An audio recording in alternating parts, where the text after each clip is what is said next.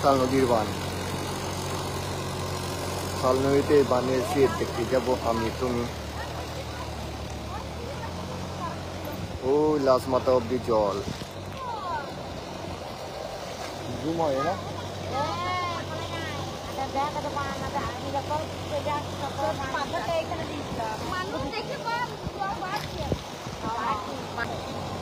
ওদিকেও প্রচুর লোক, যোগাযোগ একদম বন্ধ, কারণ এই সোজাসুজি ব্রিজ ছিল, সে ব্রিজের উপর একদম জল এখন।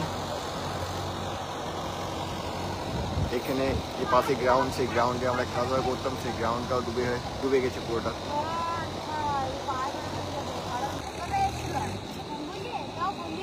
দেখো তোমাদের কেউ আছে কিনা দেখে নাও, যারা ওইখান থেকে এই পাশে আসতে পারছে না, যাতায়াত অবস্থা একদম বন্ধ।